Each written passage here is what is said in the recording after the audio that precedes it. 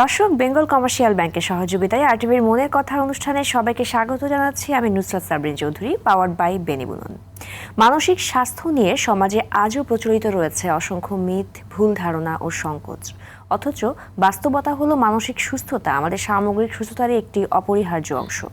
আজকের আয়োজনে আমরা জানব প্রচলিত মিথের আড়ালে বাস্তবতা, আধুনিক চিকিৎসার অগ্রগতি এবং বৈশ্বিক প্রেক্ষাপটে মানসিক স্বাস্থ্যসেবার বর্তমান চিত্র।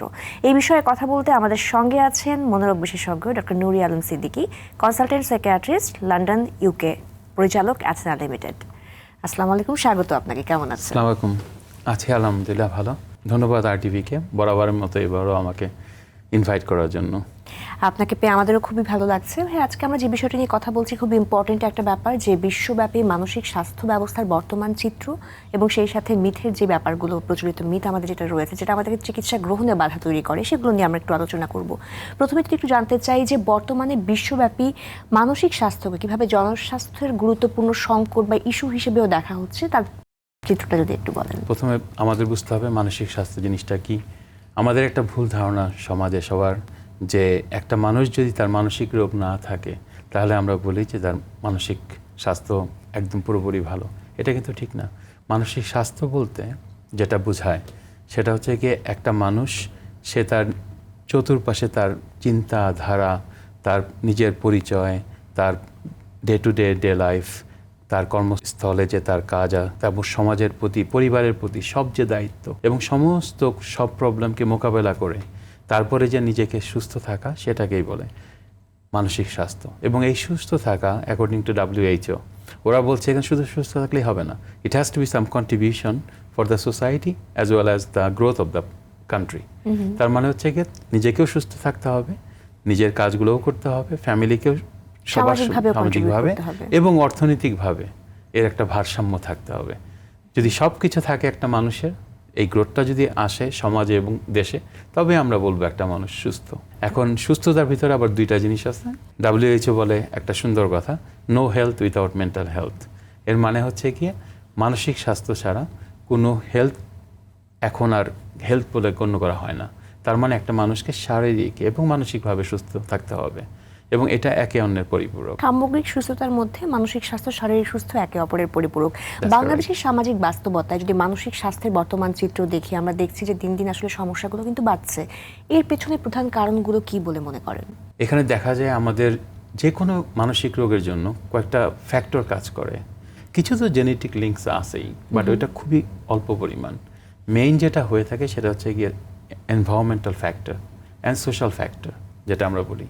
এখন এনভায়রনমেন্টের ভিতরে যদি আমরা আসি, সবার আগে যেটা আসে সেটা হচ্ছে আমাদের দেশের জন্য, সেটা হচ্ছে দারিদ্রতা বা প্রভার্টি। তারপরে সামাজিক বৈষম্য, যে সোশ্যাল একটা ডিস্টেন্স থাকে, যে সোশ্যাল যে একটা মানুষের বিভিন্ন ক্লাসে মানুষজন থাকে। তারপরে আসে মানুষের অশিক্ষা, প্রভার্টির সাথেই চলে আসে অশিক্ষা, কারণ এখানে আমাদের দেখা যায় এডুকেশন রেটটা অত ভালো না। এই অশিক্ষার সাথে আবার ইন্টারেস্টিংলি চলে আসে কুশিক্ষা, যেটা হচ্ছে আরও বেশি খারাপ। সেটা হচ্ছে কিংবা কুসংস্কার এবং কুশিক্ষা। এখানে হয় কি, দেখা যায় কিছু কিছু জিনিসকে যুগ যুগ ধরে চলে আসছে, সেই জিনিসগুলোকে মানুষ অ্যাডাপ্ট করে নিয়ে নেয়, ওইগুলোই বলতে থাকে, যেগুলো পরবর্তীতে আপনার স্টিগমা বা কলঙ্কের কারণ হয়ে দাঁড়ায়। সেই জিনিসটাও কিন্তু প্রচণ্ড রকম এফেক্ট করে। লাস্ট বাট নট লিস্ট, একটা মানুষের শিক্ষা, কোথাও ফাইন্যান্সিয়াল ক্রাইসিস, তারপর হচ্ছে পরিবারের যে কাঠামো, সেই ফ্যামিলি যে একটা আমরা বলি ফ্যামিলি ট্রি, বা ফ্যামিলির যে একটা উইদিন দ্য ফ্যামিলি দেয় যে ডিসকর্ড, মিনস দ্যাট একে অপরের সাথে যে সম্পর্কের যে প্রচণ্ড রকম, মানে আমি বলবো দ্বন্দ্ব, বিধা, এই ধরনের জিনিসগুলো কিন্তু খুব এফেক্ট করে মানুষকে। তারপরে যদি আমরা আসি তাহলে কর্মজীবনে বা শিক্ষাগত জীবনেও কম্পিটিটিভ ফিল্ড, এই কম্পিটিশনের জন্য দেখা যায় বাচ্চা থেকে শুরু করে বয়স্ক লোকেরা পর্যন্ত খুব ওরা সাফার করছে। মানে আমরা একটা অসুস্থ প্রতিযোগিতার মধ্যে সারাক্ষণ নিজেকে ইনভলভ করছি। That's correct. কারণ এখন সার্ভাইভাল ফর দ্য ফিটেস্ট হয়ে গেছে সব জায়গাতে। যারা ভালো সার্ভাইভ করতে পারবে তারাই দেখা যাবে সমাজে টিকে গেছে। তবে বাংলাদেশের ক্ষেত্রে আমি বলবো poverty is one of the important cause and the family discord. এই যে একটা খুব ইম্পর্টেন্ট বিষয় যে মাইগ্রেশন, এবং তারপরে কিন্তু ফলোড বাই লোনলিনেস এবং এই যে কালচার একটা আইসোলেশন, এটা কি পরবর্তীতে মেন্টাল হেলথ ক্রাইসিসকে আরও বাড়ায় কিনা, বা সেখানে পরবর্তীতে যারা প্রবাসী বাংলাদেশি আছেন তাদের বিষয়গুলো কিভাবে দেখেন? এটা শুধু বাড়ায় না সাবরিন, টু বি অনেস্ট, এটা একটা major cause for a lots of psychotic illness. অনেক সাইকোটিক ইলনেসের কারণেই অনেকে বলে যে মানুষের অ্যাসিমিলেশন বলে মাইগ্রেশন, ইনিশিয়ালি ইজ মাইগ্রেশন, মানে হচ্ছে একটা কালচার থেকে আরেকটা দেশে যে নতুন কালচারে পড়া, তারপরে ওখান থেকে আসে অ্যাসিমিলেশন, মানে ওই কালচারের সাথে ম্যাচ করাটা। এটা খুবই মানে খারাপ অবস্থা। বাংলাদেশের মানুষ যখন আমেরিকা বা ইউকে বা অন্যান্য ইউরোপিয়ান কান্ট্রিতে যায়, তখন ওরা নিজেদের কালচারটা পুরোপুরি প্র্যাকটিস ওখানে করতে পারে না, আবার নতুন কালচারটা ওখানে অ্যাডাপ্ট করতে পারে না। তো এই কারণে ওরা না থাকে বাঙালি আর না থাকে ইংরেজ, এর মাঝখানে বাংরেজ হয়ে যায়। ওরা তো নিজেরা সাফার করতেই থাকে যারা মাইগ্রেট করছে, কিন্তু এদের ঘরে যে সন্তান জন্ম নেয় এদের সাথেও বিরাট একটা জেনারেশন গ্যাপ তৈরি হয়ে যায়, কারণ ওরা তো বিদেশে জন্ম হচ্ছে, বিদেশের কালচারকে অ্যাডাপ্ট করে, এরা তখন চেষ্টা করে বাংলাদেশের কালচারটাকে ধরে রাখার জন্য। সো এই যে বাবা মার একটা চেষ্টা বাংলাদেশের কালচারকে ধরে রাখার, আর ওদের হচ্ছে অনীহা এই কালচারটা ফলো না করার, এই কারণে কিন্তু ফ্যামিলির একটা ডিসকর্ড শুরু হয়ে যায়, ফ্যামিলি থেকে ক্রাইসিস তৈরি হয়। পরবর্তীতে দেখা যায় এখান থেকেই অনেক ধরনের ডিপ্রেশন, অ্যাংজাইটি এবং এক্সট্রিম লেভেলে গেলে ওসিডি, পিটিএসডি বা সাইকোসিস অনেক কিছু এরকম চলে আসে। ভাই, বিশ্বব্যাপী আমরা এখন সব জায়গাতে দেখছি একটা পারিবারিক ভাঙন, বিচ্ছেদ, এই বিষয়গুলো কিন্তু এখন অনেকটুকুই আসছে। সোশ্যাল ডিসকানেকশন, একা একা থাকার একটা বিষয়, প্রবণতাও কিন্তু আমরা অনেক বেশি লক্ষ্য করি। আপনি যখন ক্লিনিক্যাল প্র্যাকটিসের জায়গা থেকে দেখেন, এগুলোর প্রভাবটা আসলে মেন্টাল হেলথে কেমন? ফ্যামিলির থেকে যখন নাকি দ্বন্দ্বটা শুরু হয় প্রথমে, বা আপব্রিঙ্গিংয়ের যে প্রবলেমটা, এখানে এর আগে আমরা এটা নিয়ে আলাপ করেছিলাম যে একটা চারিত্রিক যে একটা বৈশিষ্ট্য, হ্যাঁ, বা পার্সোনালিটি ডেভেলপ করার ভিতরে এখানে কিন্তু মানুষের সেই ডিসরেগুলেটরি একটা এফেক্ট চলে আসে। তার মানে হচ্ছে গিয়ে পরিবারের ভিতরে নিজেদের ভিতরে একটা বৈষম্য তৈরি হয় এবং এখান থেকে একটা টেনশন তৈরি হয়, বাবার সাথে সন্তানের বা সন্তানের ভাইয়েরা এই সব কিছু একটা দূরত্ব তৈরি হয়। পরবর্তীতে এইটার জন্য দেখা যায় এই সম্পর্কটা নষ্টের জন্য মানুষের ইমোশনের উপর খুব এফেক্ট করে, এবং এই ইমোশনের জন্য দেখা যায় পার্সোনালিটি ডিসঅর্ডার ডেভেলপ করে। অনেকে আছে সহ্য করতে না পারে সেলফ হার্ম করে, এবং এটা এক্সট্রিম লেভেলে চলে গেলে অনেক সময় অনেকে নিজেকে শুধুমাত্র সেলফ হার্ম না, মানে নিজের জানটা নেওয়ার চেষ্টা করে, যেটাকে আমরা বলি সুইসাইড করার চেষ্টা করছে। সো দেখা যাচ্ছে যে এই সমাজের ভিতরে, এই পরিবারের ভিতরে এই ডিসকর্ডটা এটা অনেক অংশে দায়ী। এবং বিদেশে কিন্তু বা দেশে এই চিকিৎসার ক্ষেত্রে কিন্তু এই ফ্যামিলিটাকে খুব ইম্পর্টেন্ট ধরা হয়। এই ফ্যামিলিটাই কিন্তু অনেক কিছুর জন্য দায়ী, আবার এই ফ্যামিলিটাই অনেক কিছুর জন্য রক্ষা কবচ বা প্রোটেক্টিভ ফ্যাক্টর। ভাই, এই যে আপনি দীর্ঘ সময় যাবত আপনি ইউকেতে প্র্যাকটিস করছেন, এনএইচএস আপনি কর্মরত আছেন, সেখানে মানসিক স্বাস্থ্য ব্যবস্থাপনা এবং বাংলাদেশের যে চিকিৎসা ব্যবস্থা, এটার মধ্যে সবচেয়ে বড় পার্থক্যটা কোথায়? সবচেয়ে বড় পার্থক্য হচ্ছে গিয়ে টাকা পয়সা এবং ফ্যাসিলিটি, রিসোর্স। বিদেশে সবচেয়ে বড় সুবিধা হচ্ছে গিয়ে যে স্বাস্থ্য খাতে যে পরিমাণ টাকা পয়সার বাজেট থাকে, তার একটা সিংহভাগ ওরা মেন্টাল হেলথের জন্য রেখে দেয়, কারণ ওরা মনে করে এরা খুব মানে আনফর্চুনেট পিপল যারা মেন্টাল হেলথে সাফার করছে, বা ফ্যামিলিটা আনফর্চুনেট। সো ওদেরকে সামগ্রিক একটা সাপোর্ট দেওয়ার চেষ্টা করে। কেমন? তো ফার্স্ট অফ অল বিদেশের সমস্ত চিকিৎসাগুলো হয় ফ্রি থাকে, আর যদি ফ্রি না থাকে তাহলে সেটা ইন্স্যুরেন্স কভার করে most of the time. So মানুষকে চিন্তা করতে হয় না চিকিৎসাটা নিয়ে, যেটা একটা বড় চিন্তা যে কোন ডাক্তারের কাছে যাব, কি করব। বিদেশে যেটা, সেটা মেন্টাল হেলথকে একটা রোগ হিসাবে দেখা হয়। ফার্স্ট অফ অল একটা মানুষ নিজেও সেলফ রেফার করে, which is very very good. তারা নিজের জিপির কাছে বা একটা প্রাথমিক জেনারেল প্র্যাকটিশনার যেটা বলি আমরা, তাদের কাছে যে প্রথমে বলে যে আমাকে একটু রেফার করো ভাই মেন্টাল হেলথে, কারণ আমার মনে হয় আমি একটু প্রবলেমে সাফার করছি। সেলফ রেফার ফার্স্টে করে। ফ্যামিলির থেকেও বলে অনেক সময় যে ভাইয়া মনে হচ্ছে তুমি ফাংশনটা ঠিক করছো না, বা বাবা ভালো ফাংশন করছে না। ফ্যামিলি থেকে এনকারেজ করে, let's go to the GP, তাকে যে আমরা বলি কিভাবে সাহায্য নেওয়া যায়। এবং এই যে অ্যাওয়ারনেসটা না, এটি হচ্ছে অ্যাওয়ারনেস, নিজেদের ভিতরে একটা সচেতনতা বা অ্যাওয়ারনেস থাকা, প্লাস সোসাইটি বা ফ্যামিলি ওদের। তো একটা মেইন ডিফারেন্স হচ্ছে এই রেফারেল সিস্টেমটা, যে রেফারেলটা আসতেছে হয় প্রফেশনালদের কাছ থেকে, অথবা সেলফ, অথবা দেখা যাচ্ছে ফ্যামিলির থেকে। কিন্তু এই দেশে রেফারেলটা কিন্তু নাই, এদেশে কেউ রেফার করে না। দেখা যায় ওই লোকটা যখন নাকি ভুগতে ভুগতে ভুগতে এমন একটা পর্যায়ে চলে যাচ্ছে, তখন হয়তো নিজেই সে গোপনে একটা ফোন করে যে কিছু কি আছে নাকি একটু সাহায্য নেওয়ার জন্য। অথবা দেখা যায় যে যখন নাকি সে ফ্যামিলি মনে করে বিপথে চলে গেছে বা পাগল হয়ে গেছে, তখন তারা ধরে বেঁধে নিয়ে কোনো রকম ডাক্তারের কাছে নিয়ে যায়। অ্যাওয়ারনেসটা নাই, ওই লেভেলে তো যাওয়ারই দরকার নাই। আমরা তো আগের থেকেই এটাকে থামাইতে পারি। মেইনলি বিদেশের সাথে বাংলাদেশের বৈষম্য হচ্ছে এখানেই, যে ওখানে সিস্টেমটা খুব সিস্টেমেটিক ওয়েতে চলে এবং সাপোর্টটা খুব হাই লেভেলের, গভর্নমেন্ট এবং পার্সোনাল লাইফ থেকে আফটার করোনা হচ্ছে আমরা দেখতে পাচ্ছি মানসিক স্বাস্থ্য নিয়ে অ্যাওয়ারনেসটা আগে থেকে বেড়েছে, রাইজ করছে, কিন্তু তারপরেও আমি বলবো এটা সন্তোষজনক না, ইটস নট স্যাটিসফ্যাক্টরি। একদমই। আর রিসোর্সগুলো এখনো পর্যন্ত অনেক পিছিয়ে আছে। তারপরও আমরা আশা রাখছি যে বাংলাদেশ আরো এগিয়ে যাবে। ইনশাআল্লাহ। এই ক্ষেত্রে যদি একটু জানি যে উন্নত বিশ্বে মেন্টাল হেলথ কেয়ারে কমিউনিটি বেসড অ্যাপ্রোচ আসলে কতটা কার্যকর, সেই জায়গাটা আমরা জানি যে আমাদের দেশ হয়তো আমরা অনেকটুকু পিছিয়ে, সেখানকার কার্যক্রমগুলো একটু জানতে চাই। বিদেশে হচ্ছে গিয়ে ওরা হসপিটালটাকে দেখে লাস্ট রিসোর্স, মানে হচ্ছে ওরা মোস্ট অফ দি ট্রিটমেন্টটা চেষ্টা করবে প্রাইমারি লেভেলেই শেষ করে দেওয়ার, মোস্ট অফ দি ট্রিটমেন্ট। কারণ ওরা স্টিল বিলিভ করে একটা মানুষের বেস্ট জায়গা হচ্ছে তার ঘর, ওই ঘরের শান্তি বা ঘরের সাপোর্টটা, ফ্যামিলির সাপোর্টটা খুব ভ্যালু করে ওরা, এটাকে ডেপ্রাইভ করতে চায় না। They only drag the people to the hospital যখন ওরা মনে করে যে এর চিকিৎসা আর সোসাইটিতে বা কমিউনিটিতে রাখার মতো অবস্থা নাই, তখন তারা হসপিটালে নেয়। Is a tertiary level. So ওরা এটাকে 3 ভাগে ভাগ করে ফেলে, primary, secondary and tertiary. Primary level হচ্ছে গিয়ে যেটা হচ্ছে একদম গ্রাসরুট লেভেল, মানে হচ্ছে ফ্যামিলি অথবা ওই জিপি, জেনারেল প্র্যাকটিশনার, যারা বললো যে আপনি একটু ডিপ্রেশন হয়েছে একটা ওষুধ খান বা একটু কাউন্সিল নেন, ওই লেভেলটা হচ্ছে প্রাইমারি। সেকেন্ডারি হচ্ছে কমিউনিটি বেসড, যেটা এইমাত্র আপনি কোশ্চেনটা করলেন, সেটা হচ্ছে গিয়ে কমিউনিটি বেসড। এটা হচ্ছে মেইন, বিদেশের ম্যাক্সিমাম জায়গাটাতে ওই কমিউনিটি বেসডই ওরা রাখে। ওরা চিন্তা করে হসপিটাল পর্যন্ত পৌঁছতেই দিব না, তার আগেই আমরা ওখানে ঠিক করে আমরা রিহ্যাবিলিটেশন দিয়ে দিব অথবা সোসাইটিতে আবার ব্যাক করে দিব। তো এই কমিউনিটি বেসড অ্যাপ্রোচটা সবচাইতে বেশি বাইরে, এবং হসপিটালে অনলি, এজন বেশি সিটও নাই হসপিটালে, বেড সংখ্যাও কিন্তু খুব কম, কারণ ওরা ওখানেই সর্ট আউট করে ফেলে। লাস্ট যে জিনিসটা সেটা হচ্ছে সোশ্যাল সাপোর্ট।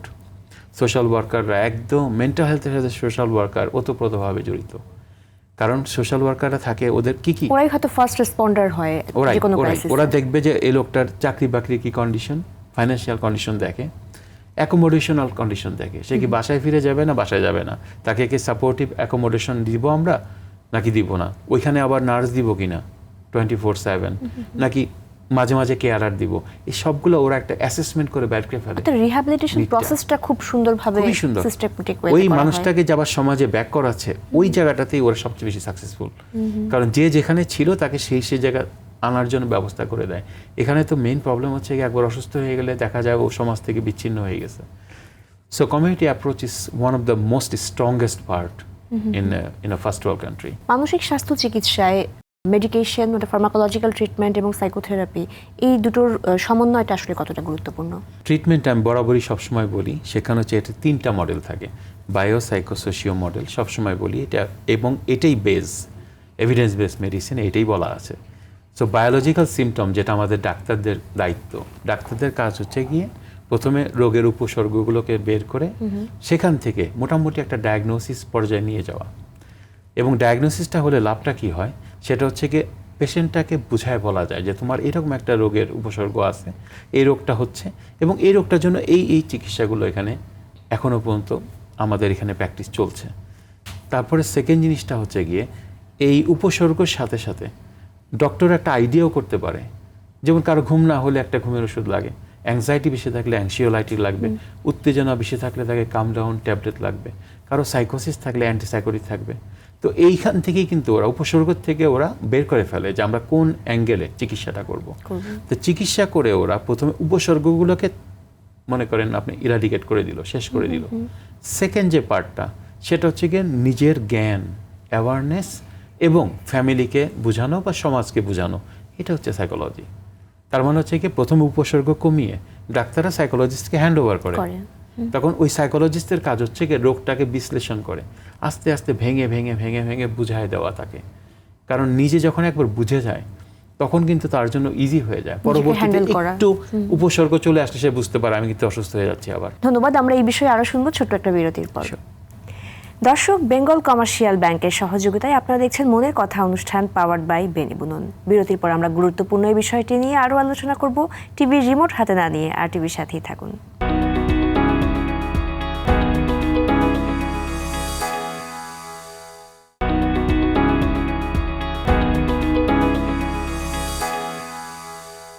বিরতির পর আবারও সবাইকে স্বাগত জানাচ্ছি বেঙ্গল কমার্শিয়াল ব্যাংকের সহযোগিতায় মনের কথা অনুষ্ঠানে, পাওয়ার্ড বাই বেনিবুনন।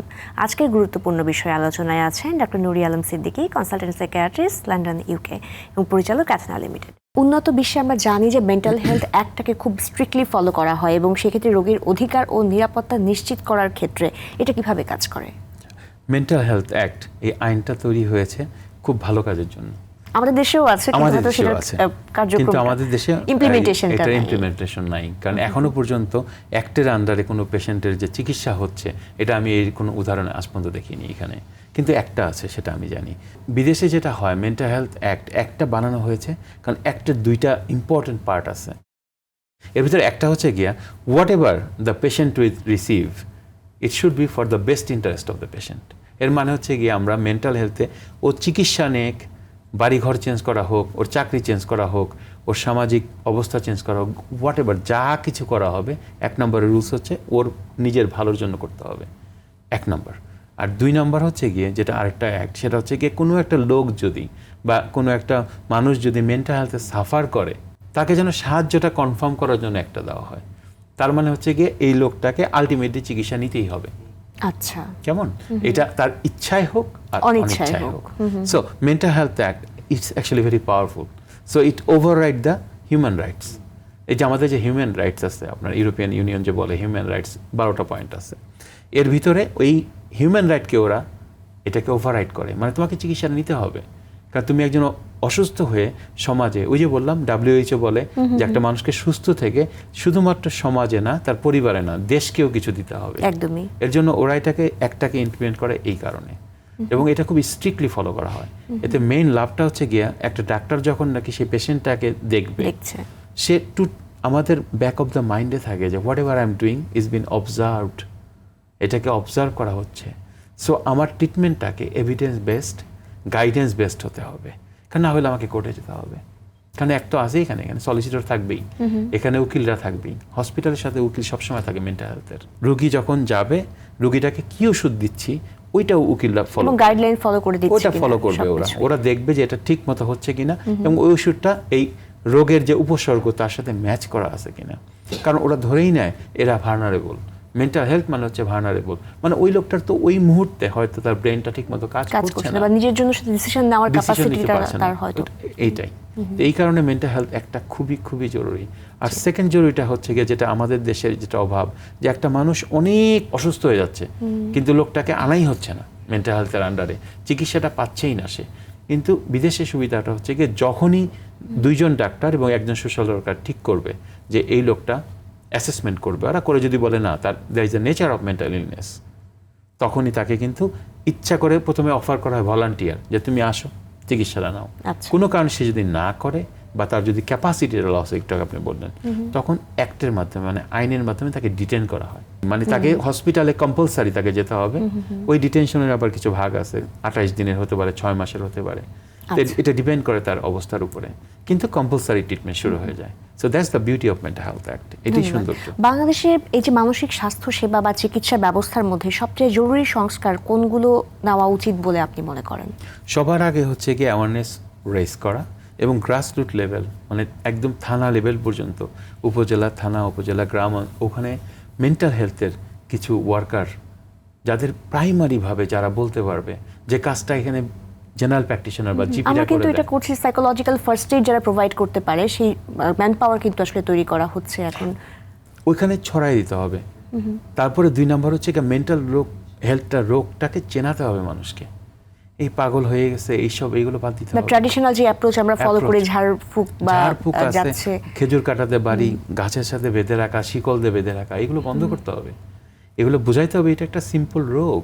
অন্যান্য যে রোগ আছে আপনার উচ্চ রক্তচাপ বা কার্ডিয়াক, অন্যান্য যে রোগগুলো আছে, নিউরোলজিক্যাল প্রবলেমগুলো আছে, এটাও একটা রোগ। আইডেন্টিফাই করা এবং এই রোগগুলো ভালো করা যায়। সিজোফ্রেনিয়া নিয়ে যখন বলছিলেন, সেখানে আমরা জানি এটা নিয়ে প্রচলিত অনেক ভুল ধারণা বা মিথ রয়েছে। এখানে সব থেকে বেশি দেখা গেছে দ্বৈত ব্যক্তিত্ব বা পাগলামি বলে আমরা আসলে এটাকে মনে করি। এই জায়গাটা নিয়ে যদি বলেন, এই ধারণা আসলে কতটা ট্রু, এবং সিজোফ্রেনিয়া কখনো কি আসলে ভালো হয় নাকি ভালো হয় না? স্কিজোফ্রেনিয়া যেটা, এর কয়েকটা মিথ আছে, এর একটা না। 1 নম্বরটা হচ্ছে গিয়া এটা ভূত প্রেতের, কেমন ভূত প্রেত। 1 নম্বর হচ্ছে ওরা যে সিমটমটা থাকে, কারণ হ্যালুসিনেশন থাকে, অডিটরি বা ভিজুয়াল হ্যালুসিনেশন, চোখে ভুল দেখা বা কানে যে গায়েবী শব্দ শোনা, এগুলাকে ভূত প্রেতের আসর বলা হয় ফার্স্ট। 2 নম্বর হচ্ছে এই পুরো রোগটাকে বলা হয় পাগল বা পাগলামি। 3 নাম্বার হচ্ছে গিয়ে এই রোগ হলে এই মানুষগুলো অ্যাগ্রেসিভ হবে, এটা সবাই কিন্তু ধারণা করে। এরা আপনার উলঙ্গ হয়ে দৌড়াবে, কেমন, এরা আরেকজনকে আঘাত করবে, খামাকে একজনকে কামড় দিবে, আরেকজনকে মারবে, এদেরকে বেঁধে রাখো, এই অনেক কিন্তু এখানে মিথ আছে। আর এরা জীবনেও ভালো হবে না, এটাও একটা মিথ। এবং এই রোগের কোনো চিকিৎসা নাই, এটাও একটা মিথ। তাহলে এতগুলো কম্বিনেশন দেখেন আপনি, একটা রোগের ভিতরেই এতগুলো। এবং স্কিজোফ্রেনিয়া হলে সবাই একটা কথাই বলে যে ও তো পুরোপুরি বদ্ধপাগল হয়ে সমাজের বাইরে চলে গেছে, মানে ওই লোকটাকে আর সুস্থ হয়ে ফিরে আসার কোনো রাস্তাই রাখা হয় না। সিজোফ্রেনিয়া ভালো চিকিৎসাযোগ্য একটা মানসিক রোগ, এবং এটা 100% এটা ভালো হয়, লং টাইম কিন্তু ভালো হয়।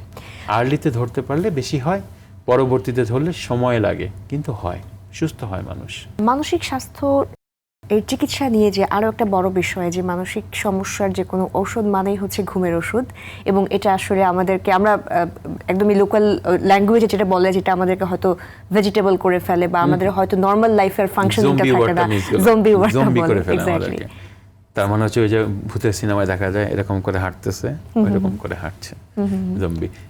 এটা একদম মিথ, এটা একদম মানে মিথ্যা কথা। ফার্স্ট অফ অল সেটা হচ্ছে কি, শুধু ঘুমের ওষুধ কেন দিব আমরা? ঘুমের ওষুধ তো আমাদের কার্ডিওলজিস্টও দিচ্ছে, নিউরোলজিস্টও দিচ্ছে, পেইন ম্যানেজমেন্টে তো ঘুমের ওষুধ আছে, তখন তো কেউ কোনো কিছু বলবে না। কিন্তু মেন্টাল হেলথে একটা ট্যাবলেট দিলেই সমস্যা, কারণ ওই যে বললাম আপনার কুসংস্কার বা স্টিগমার কারণে।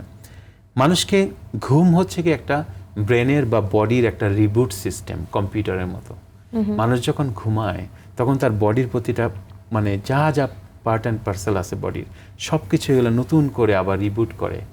এর জন্য ঘুমটা খুব জরুরি, এবং ঘুম হলে ভালো, ব্রেনটাও খুব ঠান্ডা থাকে, কারণ ব্রেনটাও একটু রেস্ট পায় ওই টাইমটাতে। এর জন্য ঘুমটাকে একটা ইম্পর্ট্যান্ট উপসর্গ ধরা হয়, এবং ওইটাকে কন্ট্রোল করলে অনেক মানুষের অনেক কিছু ভালো হয়ে যায়। অ্যাংজাইটি ভালো হয়ে যায়, রিল্যাক্সেশনে অন্যান্য যে ডিস্ট্রেস ভালো হয়ে যায়, ডিপ্রেশন, এগুলো অনেক কিছু কিন্তু ভালো হয়। তো ঘুমটাকে এর জন্য ভালো করে দেখে, ডক্টররা একটা ওষুধ দেয়, এটা কিন্তু সত্যি কথা। কিন্তু সবাই কি দেয়? 100%কে না, যাদের দরকার তাদেরকে দেওয়া হয়, যারা এই উপসর্গগুলো নিয়ে আসে তাদের জন্য। সো এটা একদম পুরো মিথ্যা কথা। কোন কোন লক্ষণগুলো দেখে বুঝবো যে আসলে আমার মধ্যে মানসিক স্বাস্থ্য সমস্যা রয়েছে, বা আমার পেশাদার সহায়তা নেওয়া উচিত? সবার আগে যেটাই করতে হবে, প্রতিটা মানুষ যেভাবে নিজেকে প্রেজেন্ট করে, কেমন, সে যদি কোনো কারণে out of the character is the first word, যে একটা মানুষ যেরকম প্রতিনিয়ত কাজ করতো বা যেভাবে চলতো, হঠাৎ করে দেখা গেল সেটার বিচ্যুতি বা ওইখানে নাই, ডিসকানেক্টেড, অন্যরকম হয়ে গেল। নাম্বার 2 হচ্ছে গিয়ে অফটেন রোগীরা এটা বলে যে আমার ঘুম চলে গেছে, ঘুমটা ব্যাঘাত ঘটে। 2 নাম্বার হচ্ছে মন, মানসিকতার চেঞ্জ আসে। 3 নাম্বার হচ্ছে গিয়ে তার ভিতরে মেজাজ বলি যেটা আমরা, মেজাজের একটা পরিবর্তন। 4 নম্বর দেখা যায় যে তার ফাংশন, ডেইলি যে একটা ফাংশন করতো, কেমন, সেই ফাংশনের একটা ঘাটতি। আর 5 নম্বরে দেখা যায় সোশ্যাল আইসোলেশন, স্লোলি সে আস্তে আস্তে সমাজ থেকে, পরিবার থেকে আস্তে আস্তে সে আইসোলেট হয়ে যাচ্ছে। এবং এগুলো হচ্ছে প্রাথমিক একটা উপসর্গ। এই উপসর্গ কোনোটাই যদি আমরা কেউ দেখি, নিজে রেকগনাইজ করলে খুব ভালো। এবং এই উপসর্গটা মিনিমাম 2 উইকস বলা হয় মেন্টাল হেলথে, যে 2 সপ্তাহের ভিতরে যদি হয়, হতে পারে এটা কোনো একটা কারণে, কিন্তু যদি এটা পারসিস্ট করে কন্টিনিউয়াসলি, কনসিস্টেন্টলি, যদি এটা 2 উইকসের বেশি থাকে, তখন এটাকে আর নর্মাল ভাবা যাবে না, ভাবা যাবে কিছু একটা হচ্ছে, সামথিং ইজ রং। পরিবারের ভূমিকাটা মানসিক স্বাস্থ্য সমস্যায় যখন কেউ আসলে আক্রান্ত, তার পরবর্তীতে, তার চিকিৎসা পরবর্তী সময়গুলোতে আসলে পরিবার কি সাপোর্টিভ রোলটা প্লে করতে পারেন? পরিবার হচ্ছে গিয়ে একটা রোগের মেইন কারণও হতে পারে, আবার এই পরিবারই কিন্তু একটা রোগের পুরোপুরি ভালো হওয়ার জন্য একটা বিশাল ফ্যাক্টর কাজ করে, কেমন, কারণ অনেকগুলো রোগ দেখা যায় উইদিন দ্য ফ্যামিলি ডিসকর্ড। এটা হচ্ছে, আমি যেমন বললাম, personality disorder is one of the, পুরো ওয়ার্ল্ড ওয়াইডে মেইন কারণ হচ্ছে পার্সোনালিটি ডিসঅর্ডারে একটা পরিবারের ভিতরে একটা বিচ্ছেদ এবং ইমব্যালেন্স, রিলেশনশিপ ইমব্যালেন্স। এটা খুবই খুবই খুবই এখনকার যুগে হচ্ছে গিয়ে মেইন প্রবলেম, কারণ আমরা সবাই কিন্তু কম বেশি সবাই ভুগি এর ভিতরে। তো ওই জায়গাতে যদি আমাদের পরিবারকে যদি আমরা সাপোর্ট করতে পারি, তাহলে ওই মানুষটা তাড়াতাড়ি ভালো হয়, কেমন, তাড়াতাড়ি ভালো হয়, সে সাপোর্টটা পায় ফ্যামিলি থেকে। এর জন্য পরিবারকে বলা হয় প্রোটেক্টিভ ফ্যাক্টর, ট্রিটমেন্টের ক্ষেত্রে বলা হয়। আবার রোগ হওয়ার জন্য বলে পজিটিভ ফ্যাক্টর, এটা কজও হতে পারে, প্রোটেক্টিভ হতে পারে। So it depends on the family. এখন এই ফ্যামিলির ভিতরে সিঙ্গেল প্যারেন্টস একটা বিরাট সমস্যা। একটা শিশুর বড় হয়ে যাওয়ার জন্য বাবা মা দুজনেরই রোল আছে। যখন একটা মাকেই সে সব কিছু করতে দেখে, ফাদার ফিগারটা অ্যাবসেন্ট থাকে, সে ফাদার ফিগারটা অন্য জায়গার থেকে অ্যাকসেপ্ট করতে পারে না। স্কুলে যাওয়ার পরে যখন দেখে আর 10টা ছেলের বাবা আসতেছে, আমার বাবা আসেনি, তখনই কিন্তু মনের ভিতরে কোশ্চেন শুরু হয়ে যায়, কেন, কম্পারিজন চলে আসে তাই না? অনেক সময়। আর যখন বাসার থেকে এটা স্যাটিসফ্যাক্টরি অ্যান্সার খুঁজে পায় না মায়ের কাছ থেকে, তখন এটা আরেকটা সমস্যা হয়ে গেল। অনেক সময় দেখা যায় সিঙ্গেল প্যারেন্টসরা, যেমন একটা আমি বাবার কথাই বলি, যে একটা বাবা যে ডিভোর্সড বা সেপারেটেড, সে হয়তো সন্তানটাকে পালছে, অনেক সময় জিজ্ঞেস করে সবার মা আছে, আমার মা নেই কেন? তখন অ্যান্সারটা দেওয়া কঠিন। সবাই তো মা রান্না করে দিচ্ছে, কাপড় চোপড় পরাই দিচ্ছে, তুমি আমাকে দাও কেন? এই যে এখান থেকে একটা চারিত্রিক একটা প্রবলেম শুরু হয়ে যায়, পার্সোনালিটির একটা প্রবলেম শুরু হয়ে যায়, একটা হেট্রেড জন্ম নেয়, অপোজিট সেক্সের প্রতি একটা হেট্রেড জন্ম নিয়ে নেয়। দেখা যায় শুধু মার কাছে বড় হলে বাবার ফিগারটাকে, আর এর ভিতরে আরেকটা প্রবলেম আসছে আবার, কেউ তো নিজেকে আর দোষ দিয়ে বলে না যে আমার সম্পর্কটা নষ্ট হয়েছে আমার কারণে, তোর বাবা একটা বদলোক ছিল বলে আমি তার সাথে ঘর করতে পারিনি, বা তোমার মা একজন বাজে মহিলা ছিল বলে আমি তার সাথে ছেড়ে দিয়েছি। তো ওই একটা নেগেটিভ অ্যাটিটিউড তার ভিতরে তখন তৈরি হয়ে যায় যে বাবা ফিগার মানেই হচ্ছে অত্যাচারী, বাবা ফিগার মানেই হচ্ছে ব্যক্তিত্বকেও আসলে প্রভাবিত করে, বিশাল ভাবে এফেক্ট করে, বড়ই হয় এইভাবে। তো এই জিনিসগুলো খুব খেয়াল রাখতে হবে। পরিবার একটা বিরাট ফ্যাক্টর। হ্যাঁ, এখন আমরা দেখি যে সামাজিক যোগাযোগ মাধ্যমের কিন্তু অনেক বেশি প্রভাব কিন্তু আমাদের মেন্টাল হেলথেও রয়েছে, কারণ আমরা কন্টিনিউয়াসলি হচ্ছে এখানে খুব অ্যাক্টিভ থাকি এবং সবার সাথে কানেক্টেড থাকার চেষ্টা করি সোশ্যালি। তো সেখানেও কিন্তু আমরা মানুষের লাইফস্টাইল দেখে নিজেকে কম্পেয়ার করছি অনেক ক্ষেত্রে, সেখান থেকে আমাদের একটা অপূর্ণতা, একটা নিজের প্রতি একটা হেল্পলেসনেস, অনেক ধরনের ফিলিং কিন্তু আসে। তো এই যে ডিজিটালি যদি আমরা নিজেদেরকে আসলে নিরাপদ রাখতে চাই বা মেন্টাল হেলথের জায়গা থেকে এটার প্রভাবটা কেমন এবং আমাদেরকে কতটুকু রেসপন্সিবল হওয়া প্রয়োজন এটা ইউজের ক্ষেত্রে? সোশ্যাল মিডিয়ার কিছু ভালো সাইড আছে এবং কিছু খারাপ সাইড। ভালো সাইডের ভিতরে আমরা বলতে পারবো মানুষের কানেকশন বেড়ে গেছে, আগের চেয়ে হয়তো মানুষ বেশি কমিউনিকেট করতেছে এগুলোর সম্বন্ধে। কিন্তু আবার এটার ব্যাড সাইডটা যদি দেখি আমরা, ইন পার্সন কমিউনিকেশন কমে যায়, দেখা যায় মানুষের অ্যাংজাইটিটা বেড়ে যায় আরেকজনের সাথে কমিউনিকেট করতে, কারণ সারাদিন তো মিডিয়ার মাধ্যমে করে। নাম্বার 2 হচ্ছে কম্প্যারিজম। কেমন ওই ফ্রেন্ডদের ভিতরে, পিয়ার গ্রুপের ভিতরে ও কিভাবে, মানুষ তো ছবি দেয় খুবই স্টাইল করে, সুন্দর করে একটা ভালো কাপড় চোপড় পরে, বা দেখা যাচ্ছে যে সে একটা নতুন গাড়ি কিনেছে, তার সামনে একটা ছবি দিল, যে মানুষটা গাড়িটা কিনতে পারলো না তার ভিতরে একটা সাপ্রেশন বা একটা ডিপ্রেশন পরবর্তীতে তৈরি হয়ে যায়, সাবডিউড একটা মেন্টালিটি হয়ে যায়, যে সব জায়গায় নিজেকে ছোট মানে হেয় প্রতিপন্ন করা শুরু করে মানুষ। এটা আলটিমেটলি ডিপ্রেশনে এটা নিয়ে যায়, অ্যাংজাইটিতে নিয়ে যায়। আবার দেখা যায় সোশ্যালে বুলি হয়, একই সাথে বন্ধু বান্ধবরাই বলতেছে যে মাই গড তোকে কিরকম দেখা যাচ্ছে, তোকে মোটা দেখা যাচ্ছে, তোকে চিকন দেখা যাচ্ছে, তোর কাপড় চোপড় এগুলো গ্রহণযোগ্য না। হ্যাঁ, তো বিভিন্ন রকম বুলি থাকে, বিভিন্ন রকম মানে টন্ট থাকে, একজন একজনকে কমেন্ট করে কোনো একটা নিয়ে ট্রোল করে, কত কিছু। এইসব কারণে মানুষের ডিপ্রেশন, অ্যাংজাইটি প্রচুর হয়। কারো কারো যখন ইমব্যালেন্স হয়ে যায় দেখা যায় তখন অনেকে সুইসাইড করে এগুলোর জন্য। এটা খুবই দুঃখজনক যে অনেকে এখান থেকে নিজেকে আর সবার সামনে ধরতে না পেরে অনেকে সুইসাইড করে, পরিবারের ভাঙন সবকিছুই। তো দেখা যায় সোশ্যাল মিডিয়াটা আসলে সত্যি বলতে কি উপকারের চেয়ে অপকারটাই মনে হয় বেশি করছে। খুব মজার ব্যাপার হচ্ছে গিয়ে সোশ্যাল লাইফটা যদি রিয়েল লাইফ হতো তাহলে আমরা হয়তো সবাই খুব সুখী হতাম জীবনে, কিন্তু সোশ্যাল লাইফ আসলে it's a fake life, it's a fake life. এটা হচ্ছে গিয়ে exactly what you want to show the other people. একদমই তাই। এই যে মিথগুলো নিয়ে আমরা আলোচনা করলাম, এই মিথ বা কুসংস্কার বা স্টিগমা যেটাই বলি না কেন, সেটা ভাঙতে গণমাধ্যম, মিডিয়া বা আমরা আমাদের জায়গা থেকে, কমিউনিটি জায়গা থেকে আরো কি ভূমিকা পালন করা যেতে পারে সচেতনতা বাড়ানোর লক্ষ্যে? সবার আগে ওই লাস্ট ওয়ার্ডটা সচেতনতা বা অ্যাওয়ারনেস, এটা সবার আগে। মেন্টাল হেলথ জিনিসটা কি এটা মানুষকে সবার আগে বোঝানো উচিত। এটা যে একটা রোগ, এটা কিন্তু কোনো অভিশাপ না, না এটা কোনো কুসংস্কার বা না এটা কোনো আপনার কলঙ্ক। এই জিনিসটা সবার আগে মানুষকে বোঝানো। মানুষ খুব সবসময়, আমি মানে এই উদাহরণটা দিই, বিশেষ করে দেখা যায় মানুষ খুব বলতে খুব পছন্দ করে যে আমার না এই কালকে কার্ডিওলজি গেলাম, একটু হার্টের প্রবলেম, একটু ডায়াবেটিস দেখা দিয়েছে, পার্কে যে দেখবেন প্রায় গল্পগুজব করছে, কাউকে বলতে শুনলাম না আমার না একটু ডিপ্রেশন হয়েছে, আমার না একটু অ্যাঙ্গার বেড়েছে, আমার ছেলে না একটু বিপথে চলে যাচ্ছে, ওর পার্সোনালিটি নষ্ট হচ্ছে। কেউ বলে না, সবাই চেপে যায়, কারণ ওরা রোগী হিসাবে নেয় না। এখন নিচ্ছে, এখন কিছু কিছু নিচ্ছে, অ্যাওয়ারনেস বাড়ছে, কিন্তু ওইটাকে ওই লেভেল পর্যন্ত পৌঁছে দিতে হবে first of all. Second thing is resource. আপনার গভর্নমেন্ট এবং নন গভর্নমেন্ট দুইটা পক্ষকে হেল্প করতে হবে। তারপরে হচ্ছে গিয়ে মানুষকে উৎসাহিত করা। ডক্টর শুধু কাটাছেঁড়া করলেই ডাক্তার হবে, মেডিসিন দিলেই ডক্টর না, মানুষের রোগের ডাক্তারের ডক্টর। অ্যান্ড সেকেন্ড হচ্ছে রিসোর্স, আপনাকে রিসোর্স দিতেই হবে প্লিজ, বাজেট বাড়াতেই হবে। কেমন? সামাজিকভাবে সাহায্য করতে হবে, পারিবারিকভাবে সাহায্য করতে হবে।